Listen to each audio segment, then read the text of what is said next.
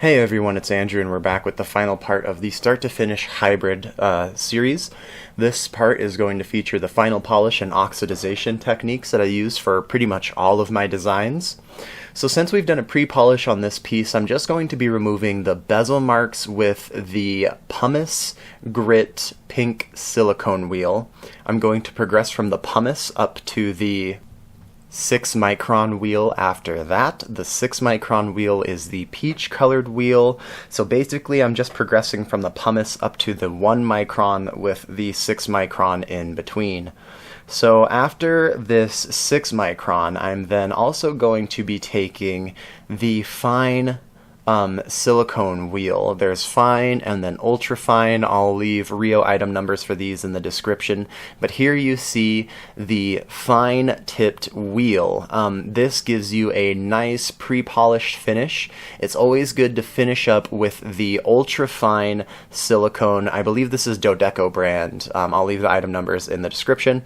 You want to use these silicone wheels to give you that final shine. Another thing to use is Jeweler's Rouge. I just don't have all the tools to be using that appropriately in my shop, so this is what I do to achieve a mirror finish still without the Jeweler's Rouge.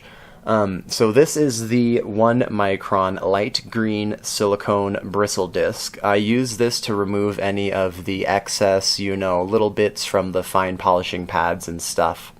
So this is now Midas liver of sulfur gel. Since we've gotten our piece all polished up, we're now ready to oxidize it. We're going to take it over to the dark side, and then we're going to re-brighten it a little bit after we do the oxidization. Again, I'll leave the item number for this Midas liver of sulfur in the in the description for this video. You can find it on Rio Grande. I believe Stoller also sells it, so you can find it in a lot of different places. Your local craft stores and art supply stores might also have it as well if you want to support local. And so what I'm going to do is I just use this old, as you can see, red raspberry preserves jar. Raspberry is probably my favorite preserves. You can use grape, doesn't matter. And so I'm just using a glass jar now instead of the old metal container that I used to do. Glass is a bit softer for the metal and stuff, and so this allows me to kind of give it a good swirl in there without worrying about scratching the piece on a metal container. It also just kind of makes it easier for storage and stuff like that. And so I just pop the lid back on this after I've let it sit outside to cool down to room temperature, and then I can save this liver of sulfur for a little bit until I'm ready to neutralize it, which I've also put out a video on that. You just put baking soda in your liver of sulfur to neutralize it. Sometimes you'll need more, sometimes you'll need less. You can tell it's neutralized when it's a clear color and not the yellow color.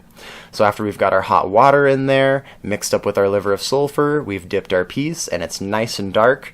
And then now I'm going to be removing the top layer of the oxidization with a 3 micron bristle disc. I can't find these on Rio Grande anymore. A couple of years ago I just bought a bunch of them just because I needed them, and then Rio, I believe, discontinued them. So unfortunately you can't find these 3 micron bristle discs on there anymore, but if you use the 6 micron, that will also work to remove the top layer. The other thing that also works is the sunshine polishing cloths. You can use the pink one. Do not use the abrasive side of the pink one, only use the soft side of the pink one. Here I'm using the yellow one, which is a slightly higher micron than the pink one. And then after this yellow one, I'm going to retake the 1 micron light green bristle disc back to this piece to give it a final polish.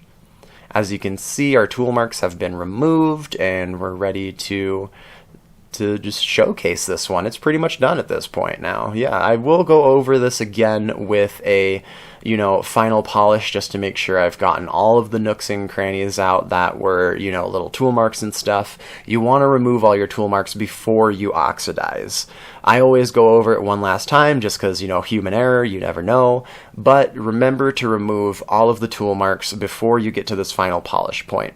So I hope you all enjoyed the building of this hybrid design. If you want to see any other part of this tutorial explained in length, go ahead and let me know in the comments and I'll make a separate video. This is the same polishing and oxidization method I've showed you all a couple of times over, so you should already be kind of prepared with the tools and equipment. If not, the item numbers will be in the description for you all. Thank you so much. I hope you have a great week, and let me know any other tutorial requests in the comments or go ahead and message me. Thank you and have a great day.